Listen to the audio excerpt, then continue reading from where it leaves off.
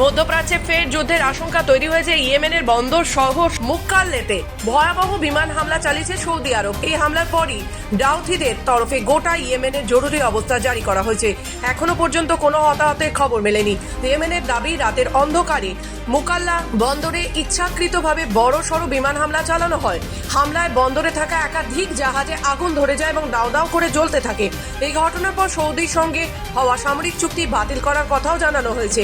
অন্যদিকে সৌদি আরব এই হামলার দায় স্বীকার করেছে। সৌদি সংবাদ মাধ্যমের দাবি, মুকাল্লা বন্দরে কয়েকটি জাহাজে বিপুল পরিমাণে অস্ত্র মজুদ ছিল। সেই অস্ত্র ব্যবহার করে হামলার পরিকল্পনা করেছিল। সেই কারণে অস্ত্রবোঝাই জাহাজগুলিকে লক্ষ্য করে এই বিমান হামলা চালানো হয়েছে। সৌদির দাবি, কোনো সাধারণ নাগরিককে লক্ষ্যবস্তু করা হয়নি। প্রসঙ্গত, এর আগেও একাধিকবার সৌদি আরব ও হাউথিদের মধ্যে সংঘর্ষ হয়েছে। হামলা ও পাল্টা হামলায় বারবার উত্তপ্ত হয়েছে মধ্যপ্রাচ্য। সৌদির সাম্প্রতিক এই হামলার পর হাউথিরা পাল্টা জবাব দেবে কিনা, ফের বড় যুদ্ধ শুরু হবে কিনা, এই প্রশ্নই এখন ঘুরপাক খাচ্ছে আন্তর্জাতিক মহলে। ব্যুরো রিপোর্ট, খবর বাংলা।